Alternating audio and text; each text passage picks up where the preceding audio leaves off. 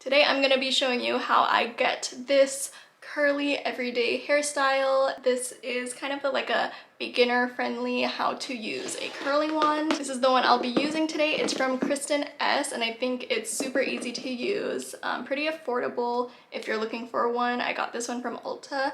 All the products I used in today's video, I'll link it down below. But yeah, if you want to see how I got these curls, keep watching. Okay, so I washed my hair this morning. These are the products I use. This is the Biolage Hydrasource Shampoo, and then I also have the ColorBalm. I don't use this every time I wash my hair. This is only like the second time I've used it. I have a TikTok, I'll link it somewhere, of me using this, and that's how I maintain my purple hair color. And then after I wash my hair, I just use this. What brand is this? AQUIS? AQUIS? I don't know how to say it. I'll link this below. I like to wrap my hair in this because, especially now that it's colored, I don't want my hair to like drip onto like my clothes or my bed or anything and like stain it. This towel just helps to dry my hair enough to prepare it before I blow dry it. I'm just gonna brush it out to make sure it's not tangled. I'm just gonna take the top half and clip it up. And then I like to use the Eva Nyc. This is a 10-in-1 primer. I like this because it makes my hair super soft. It helps dry my hair faster somehow, and it also protects it from the heat. I have the Revlon blow dryer brush. I think it's only like $30, but I love this one. It makes it so easy. I've tried to use like a handheld blow dryer and a round brush, but honestly, I don't know how to do it that well, and my hair was so thick that it broke my brush. So this, super helpful.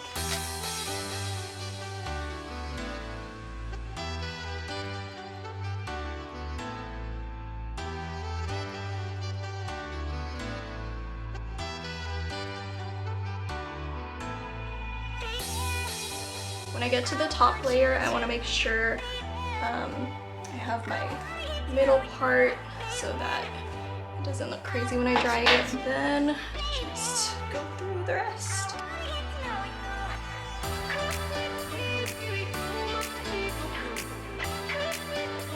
And this is what my hair looks like dry. I know the purple is not super even all over because this time I just used this in the shower. Rather than using it as more of a mask like I did in my TikTok, I just used it like a normal conditioner, so it's not the most even, but at least I got more color in there. But anyways, so today I'm using this, the KRISTIN ESS Nano Black Curler. I got this from Ulta. This is the box it comes in. It's super nice.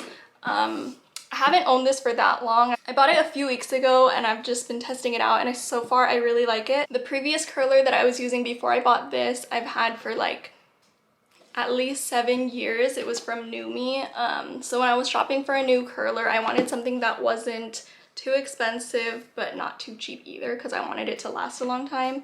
But I really like this one because it says it could give you both polished curls and undone waves, which is kind of the look I'm going for today. But also it has an auto shut off mode. So after 30 minutes of it just sitting there, like if you forget to turn it off, it'll automatically turn off. This is what the actual wand looks like. I really like the size of this one, and it has the clamp. So I'm just gonna plug this in real quick. So it says off, and then you just hold down the power button, and then you could choose the temperature that you want it to go to. I'm gonna set mine to 425. And what I like about this one also, it has this little part here, so if you rest it on your counter or something, it won't touch and it won't burn, so I can leave it here to heat up. On the inside of the box, it actually recommends the temperature that you use for your specific hair type. If you have really thin hair, you should use the 325. Then if you have wavy hair, you could go up to 365. If you have more coarse and curly hair, you should use 400. And then for professional or advanced users, you could use 425. I like to use 425 because I don't like to use hairspray. And I feel like the hotter it is, the stronger the hold, I think. I don't know.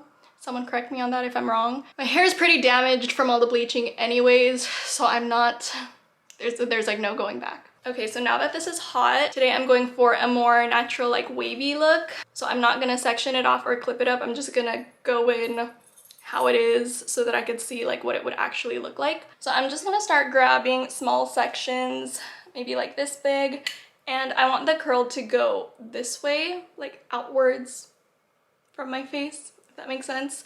So the clamp is gonna go on this side, and then I start at the top, so that's where the heat is focused on, and that's where the curl will start.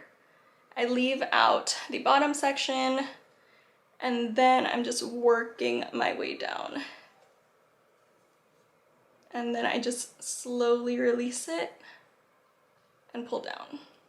And this is what it's gonna look like, but we will be brushing it out at the end, so it'll look really nice. A mistake that I see a lot of people doing is when they curl their hair and it has a clamp, they start at the bottom and then roll their way up, which it's not bad, but if you're starting from the bottom, that's where the curl will be the strongest. So let me just show you the difference. So you see here, like this one I started at the top, this one's at the bottom. Like it still looks nice, but I want the curl to be throughout my head. And the sections that I'm grabbing, I don't know if you could tell, but rather than just taking one part from like the same layer, I like to grab like a vertical section so that it's more of like a thicker section vertically. And this is just how I do my hair. I'm not saying this is like the proper and professional way. This is how lately I've just been styling my hair, and I think it looks really nice. And then yeah, since I'm not clipping up any like top layer or whatever, it's kind of easy to find like which spots I missed.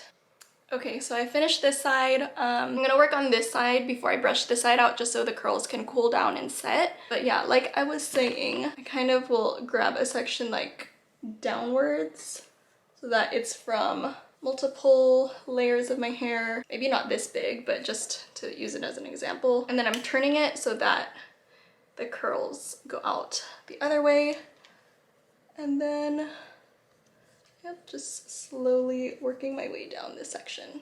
It's a lot easier to do this technique with shorter hair.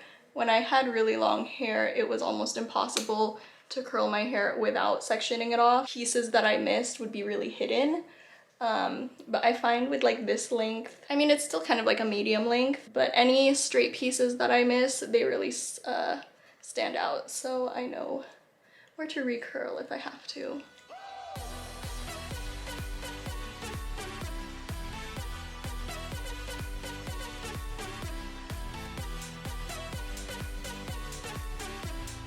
Now that I've got most of it curled, I just kind of like to see, okay, where is the curl too big? Do I need to smooth it out? Like for example, this front section I think is a little too curly. So I'm just gonna take it and kind of use this to like smooth it down and just focus the curl more at the end. It's a little better. Over here, I wanna bring the curl a little lower.